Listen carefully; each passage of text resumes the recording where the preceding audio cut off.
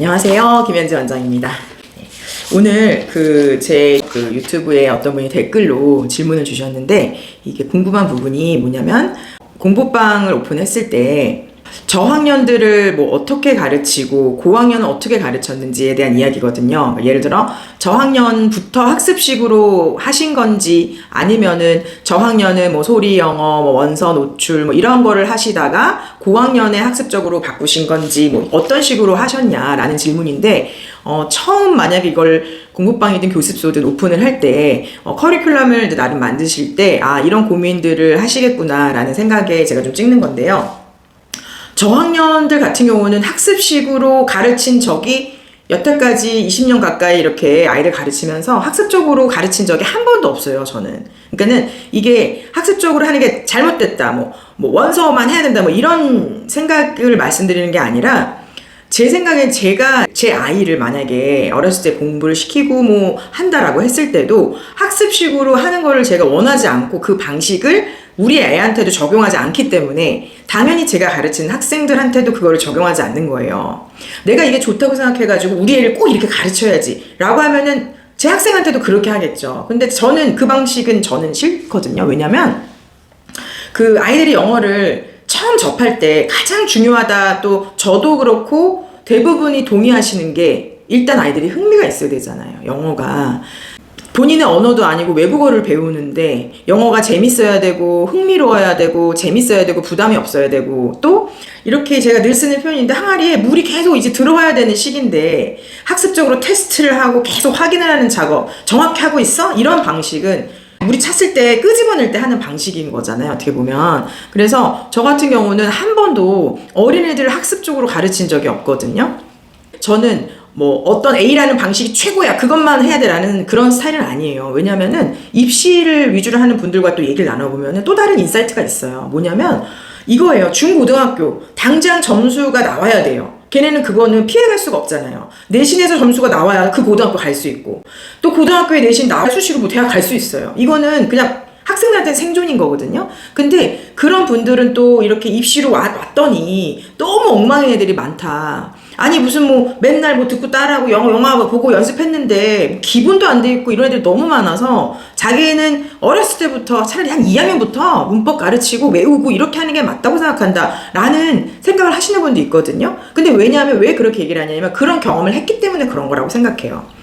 입시를 이제 당장 이들 점수가 나와야 되고 이거 실력을 끄집어내야 되는데, 뭐 그렇게 영어를 오래 했다고 하는데 막상 와보니까 아니 기초도 안 돼 있다 애들이, 그렇게 생각을 하시는 거예요. 근데 또 보면 초등만 가르쳤어요. 유아 초등만 평생을. 그러면은 중고등학교 때 그 아이들이 어떻게 되는지를 사실 그거를 다 지켜봤다고 하기 조금 어렵거든요. 그래서 초등까지는 대부분 보면은 실용 영어 위주가 많죠. 그러다 보니까 원서 위주로 하고 정말 이제 언어답게 접근해가지고 잘 가르쳤단 말이에요. 근데 그러기 때문에 거기에 완전히 몰입되어 있는 경우가 되게 많아요. 그래서 원서로만 영어를 해야 되고 최고고 이렇게 생각하실 수도 있어요. 근데 왜냐면 그렇게 했더니 영어 실력이 많이 느니까, 정말로 이제 언어답게 영어를 받아들이니까 그게 옳다고 이제 믿고 몇십 년 가르치시는 분도 있다는 거예요. 근데 이게 잘못되냐 이게 잘못되냐가 아니라, 저는 이게 본인들이 겪어온 학생 풀, 또 그런 상황, 또 그런 그 지역의 특성, 이런 것들이 다 고려돼가지고 그런 경험이 여기서는 입시에서 쌓여있는 분들이고, 이쪽에서는 또 그런 경험이 쌓인 분들인 거거든요. 두 쪽 얘기를 들어보면은요, 틀린 얘기가 없어요.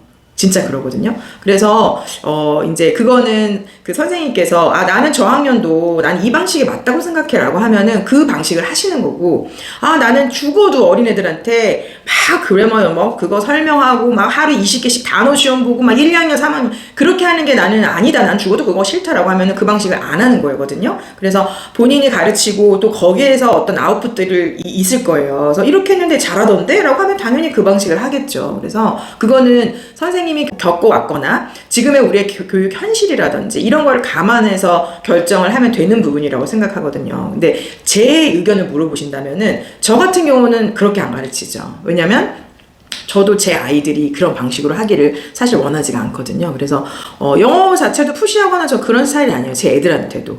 오히려 어떤 동기부여가 되기를 좀 바라는 편이지 막 하루에 몇십 개 단어 외워 너 이래가지고 영어 선생님 딸이다 이래도 되겠냐 뭐 이런 거 전혀 없어요 저는. 그래서 좀 그런 편이고 어렸을 때 첫 영어 당연히 재밌고 만만하고 부담 없고 재밌게 그렇게 배워야 된다고 생각하는 사람이에요. 근데 이제 그런 편인데 그렇다고 해서 뭐 놀기만 하냐 그건 아니죠. 당연히 뭐 해당되는 숙제도 해야 되고 막 들어야 되고 뭐 따라해야 되고 이런 것들이 있지만 그냥 학습적이라고 하면 우리가 딱 떠올리는 거 있잖아요. 그런 방식은 저도 이제 원하지 않기 때문에 저 같은 경우는 그 방식을 택하지 않았고요.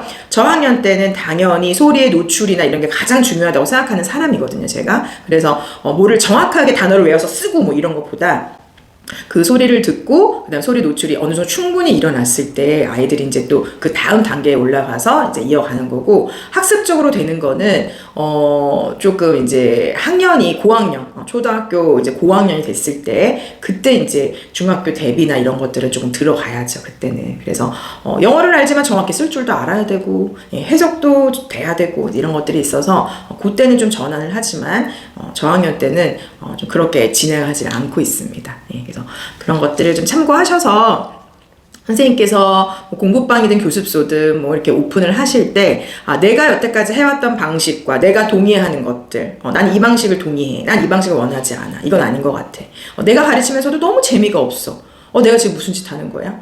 뭐 여러 가지 생각이 드실 거예요. 근데 그거는 제가 만나본 대부분의 강사, 뭐 원장님들, 뭐 선생님들, 뭐 대부분 보면은 대부분 본인의 경험, 그 베이스에서 이 꽃피는 거더라고요.